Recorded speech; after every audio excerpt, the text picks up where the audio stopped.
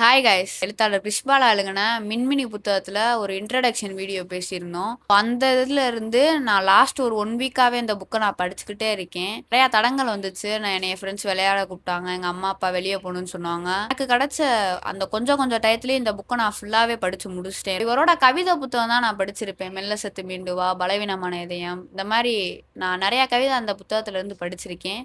So அவரோட புக்கான மின்மினியும் படிச்சிருவோமேன்ட்டு ஒரு இதில் தான் நான் எடுத்தேன். ஸோ அவரோட புக்கு இந்த புக்கு தான். ஸோ நான் படித்த குறுநாவலும் இதுதான். ஸோ இந்த புக்கை நான் படித்தோடனே என்னைய நிறையா சிறுகதைகள் படிக்கணும்னு தூண்டிக்கிட்டே இருந்துச்சு எனக்கு ஆர்வத்தை. ஸோ இந்த இடத்துல நான் ஆத்தருக்கு ஒரு பெரிய நன்றியை சொல்லிக்கிறேன். ரீசெண்டாக பார்த்தீங்கன்னா யூத்து படம் வந்துச்சு. ஸோ அந்த இதில் இருக்கிற அந்த ஒரு ஸ்கூல் பேஸ்டு லவ், அந்த ஒரு ஜேர்னர்லேயே கதை களத்திலேயே இந்த புக்கிலே அப்படியே அதை வடிமை வச்சுருந்தாரு. ஸோ உண்மையாக சொல்ல போனோம்னா ரொம்ப சூப்பராகவே எழுதியிருந்தாரு. ஸோ இந்த புக்கோட பேர் மின்மினின்னு வச்சுருக்காங்க. ஸோ இந்த புக்கில் வந்து ஒரு பொண்ணோட கேரக்டர் வரும். அந்த பொண்ணோட நேம் எதுவும் சொல்லலை. ஆனால் அந்த பொண்ணுக்கு வந்து இந்த பையன் வந்து ஒரு நிக் நேம் வச்சுருப்பான், அதுதான் மின்மினி. கதையில் வந்து ஒரு ரோஸ் கலரில் ஒரு சட்டை வரும். ஸோ அந்த ஒரு ரோஸ் கலர் சட்டையை வச்சு தான் இந்த புக்கையும் ரோஸ் கலரில் வடிவமைச்சிருக்காருன்னு நான் நினைக்கிறேன். ஆனால் தான் ஒரு படம் இருந்தாலும் அதில் கேமியோ ரோல்னு ஒன்று இருக்கும். ஸோ அந்த மாதிரி இந்த புக்கில் ஒரு தாத்தா ஒரு கேமியோ பண்ணியிருப்பாரு. ஸோ உண்மையாகவே சொல்ல போனோம்னா அந்த தாத்தா கேரக்டருக்கு நான் அடிக்டே ஆயிட்டேன். அந்த தாத்தா கேரக்டர் நேம் வந்து என்னதுன்னா முத்தையா. அந்த பையனோட நேமும் கடைசி வரையும் தரல. அந்த பொண்ணோட நேமும் மின்மினே அந்த ஆத்தர் ஸ்லோவாக சொல்லிட்டு முடிச்சிட்டாரு.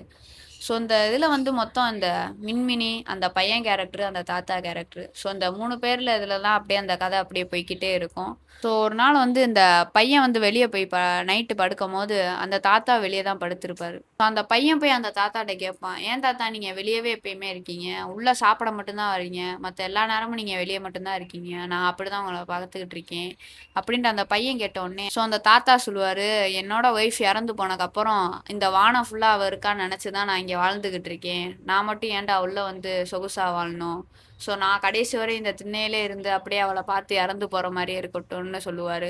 ஸோ உண்மையிலே பார்த்தீங்கன்னா ரொம்ப ஹார்ட் டச்சிங்காக இருந்துச்சுங்க. இதை தாண்டி இந்த இதில் இன்னும் நிறைய இது இருந்துச்சு. இன்னும் ஸ்கூலில் வந்து ஒரு கதை போகும். ஸோ அதெல்லாம் சொல்லணும்னா சொல்லிட்டே போகலாம் அந்த கதையை பற்றிலாம்.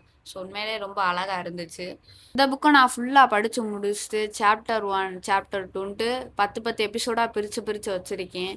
ஸோ நிறையா ட்விஸ்ட் அண்ட் டர்ன்ஸ் இனிமேல் வரப்போகுது. உண்மையாக சொல்லணும்னா ரொம்ப ஆர்வமாக அந்த எபிசோட்ஸ்லாம் போகுது. ஸோ டெய்லி 6 o'clock என் பேஜை வந்து விசிட்டை போடுங்க. உங்களுக்கு கதை கேட்குற பிடிக்கும்னா என் பேஜை ஃபாலோ பண்ணி வச்சுக்கோங்க. நாளைக்கு Day 1 Episode 1 6 o'clock உங்களுக்கு எபிசோட் ரிலீஸ் ஆகும். நாளைக்கு பார்க்கலாம்.